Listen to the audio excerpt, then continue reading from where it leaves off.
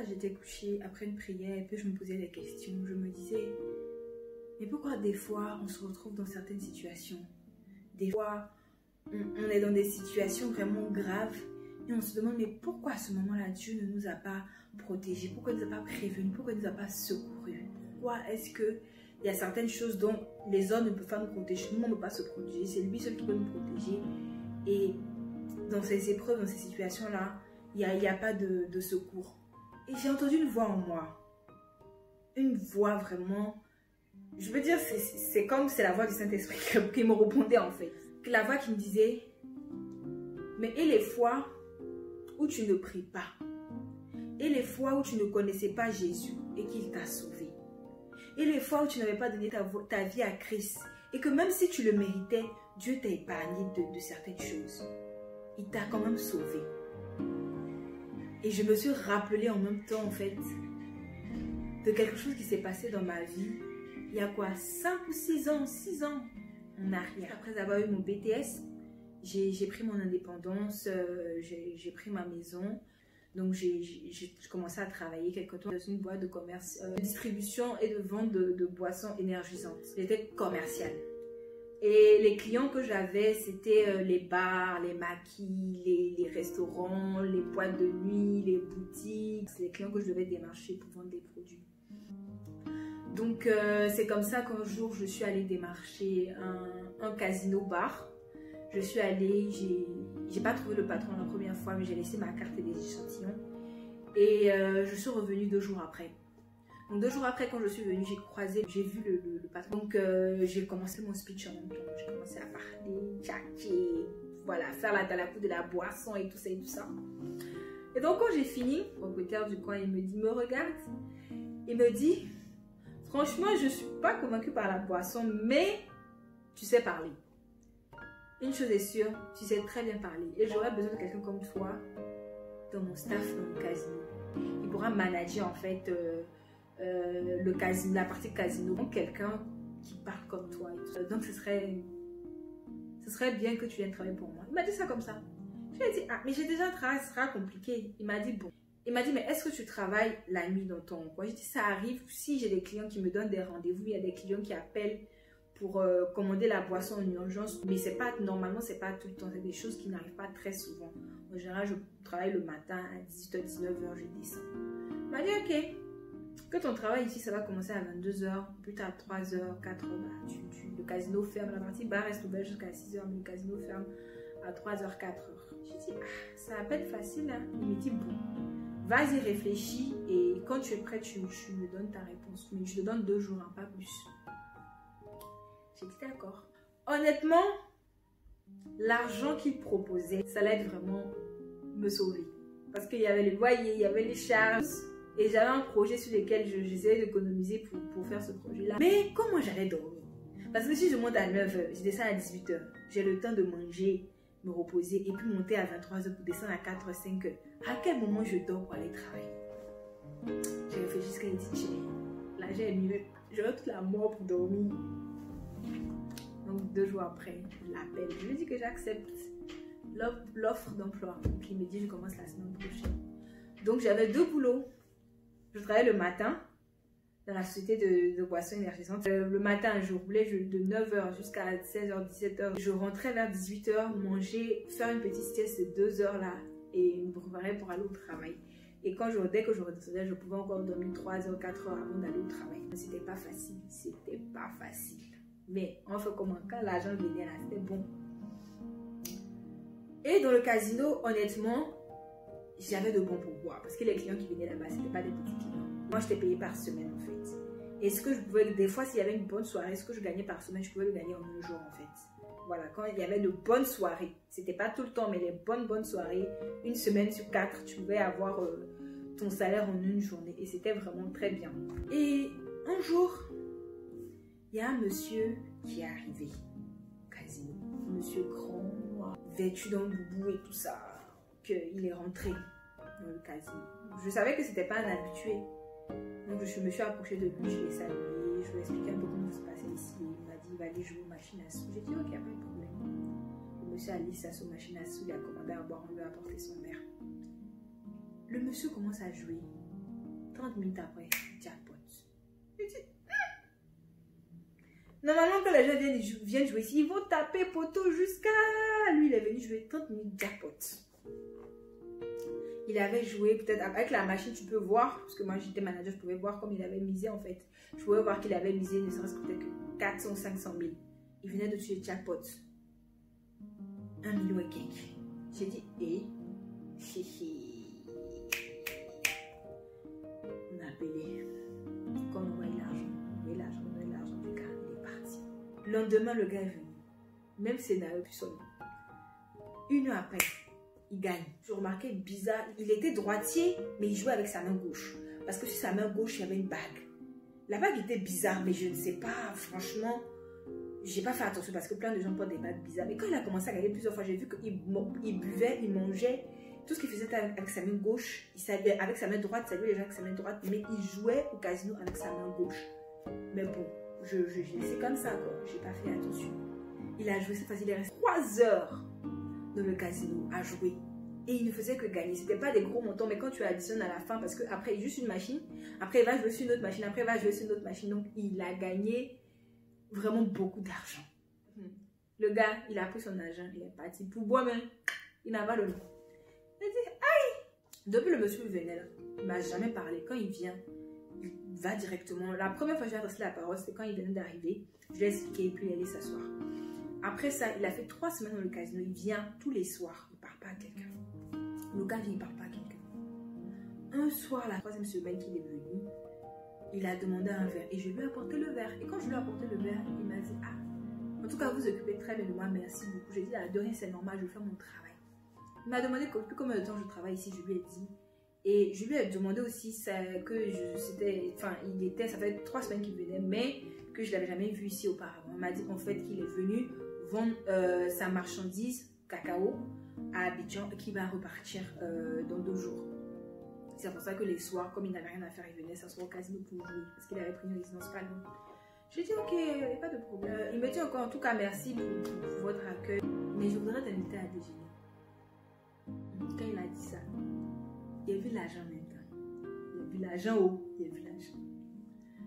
Il dit ok, il n'y a pas de problème. Il m'a dit d'accord, donne-moi ton numéro, je lui donne mon numéro. Il dit demain 13h je t'appelle, on va déjeuner. Je dis d'accord, il n'y a pas de problème. C'est pas pour déjeuner, c'est déjeuner seulement, ils sont dans 2 jours. Déjeuner seulement, puis c'est fini. C'est pour manger, c'est pas pour faire autre chose. Le lendemain, je me suis bien mis pépin. Je suis allée travailler. Midi, rien. 13h, rien. 14h, rien. 15h, rien. Pas d'appel. Fionco, pas d'appel. J'ai dit, peut-être qu'il a oublié, je sais jamais. J'ai laissé tomber. Le soir arrivé, je suis rentrée chez moi, je me suis apprêtée. 22h, 23h, paf, je suis allée au travail. Je suis arrivée peut-être 1 heure après, comme ça, le monsieur est arrivé. Quand il est arrivé direct, il a laissé la machine à sous, il m'a fait signe. Je lui ai apporté un verre, je lui ai apporté un verre. Et il me dit, mais toi, tu m'as donné un faux numéro. Je dis, aïe. Comment ça, donner faux numéro? Il ne peut pas te donner faux numéro même. Il m'a dit, mais si, j'essaie d'appeler toute la journée, peut-être de midi jusqu'à 13h45, ton numéro ne passe pas. Je dis, mais comment ça? Montre-moi le numéro. Il me montre le numéro, il me montre les heures auxquelles il a essayé de m'appeler, au moins 5 fois. Je dis, mais moi c'est mon téléphone, comment ça? Je ne comprends pas. Il me dit, ah, je ne sais pas. J'ai dit, regarde, c'est mon numéro qui est là. Si je n'ai pas donné mon numéro, je ne vais pas te donner mon numéro, je ne vais pas te donner un faux numéro, sachant que tu vas revenir encore. Tu es un homme quand même responsable, je suis une femme aussi responsable, je ne vais pas te donner un faux numéro. Il m'a dit, bon, c'est pas grave, ça doit être le réseau.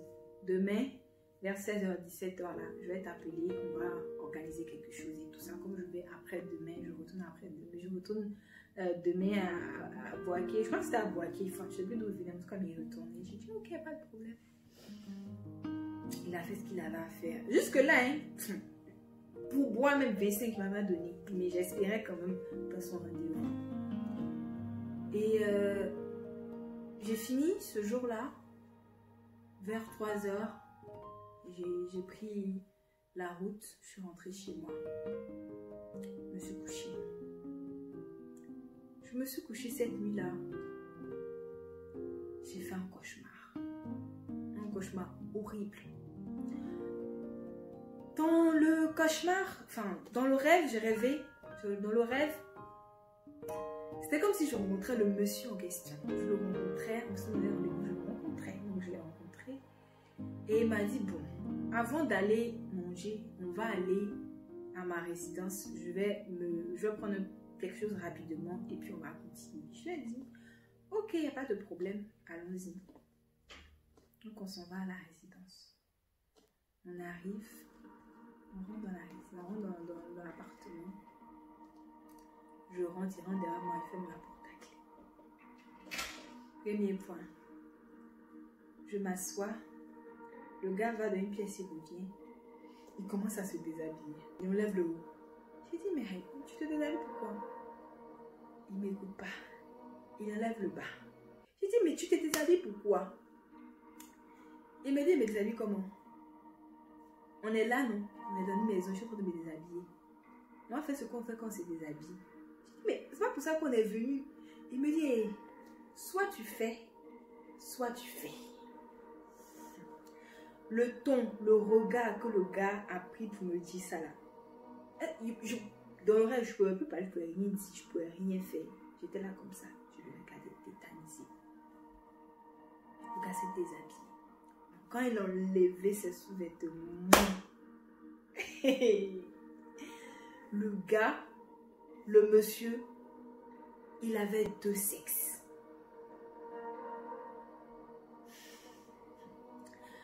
Deux.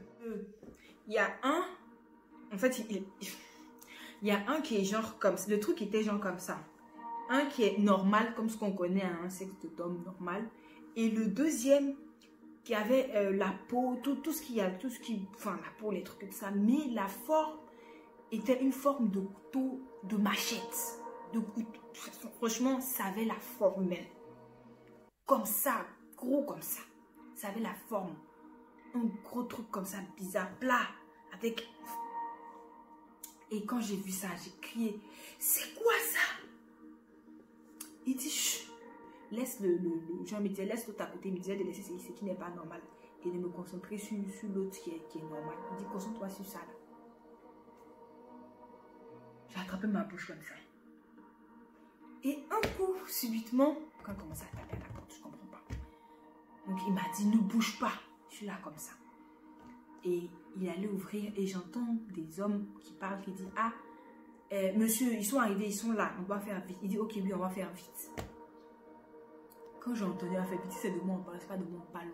À ce moment précis, là, je me suis rendu compte que j'étais nue. Je ne sais pas à quel moment j'étais nue, mais en tout cas, j'avais plus mes vêtements sur moi. J'ai ramassé mes habits et j'ai sauté. J'ai vu une fenêtre qui était ouverte. Je ne sais pas, subitement, j'ai vu une fenêtre et j'ai sauté par la fenêtre. Et j'ai commencé à courir. Et chose bizarre, je me suis retrouvée dans la cour de l'église Notre-Dame d'Afrique de Biétry. Parce qu'ils ont un grand terrain là-bas. En tout cas, c'est ce que j'ai reconnu. J'ai commencé à courir. Il y avait des enfants qui jouaient au ballon sur le terrain et tout ça. Je courais. Est-ce que c'est mon pomme? Je courais. J'entends la voix du gars derrière moi. Elle va où? Attraper-la. Elle va où? Courir. Et je courais. Les enfants jouaient au foot. Ils regardaient comme ça, genre. Peut-être la situation, ils criaient pas genre parce que je passais, mais ils étaient là, ils regardaient comme ça. Donc je criais jusqu'à... Ils n'ont pas pu m'attraper. Et puis subitement, je me suis réveillée. Je me suis réveillée avec des sueurs partout sur le corps. Il faut savoir qu'à ce moment bien précis, je n'avais pas encore donné ma vie à Christ. Je suis née dans une famille religieuse, une famille chrétienne. J'allais à l'église et tout ça quand je vivais encore chez mes parents. Mais une fois que j'ai pris mon indépendance, j'ai mis croix sur l'église. Je ne partais plus à l'église, je priais plus. Franchement, le basique, moi, je ne faisais plus. Franchement, je vivais ma vie tranquille. Je sortais, j'allais en boîte, j'avais mes copines, j'organisais des fêtes chez moi. Franchement, je vivais la vie. Et c'est comme ça, je me suis dit, si ce monsieur-là m'appelle, je ne vais pas partir. Parce que ce rêve est trop bizarre. Comme je le vois dans le rêve, ce rêve est trop bizarre. S'il m'appelle, même je ne décroche pas, je ne vais pas partir.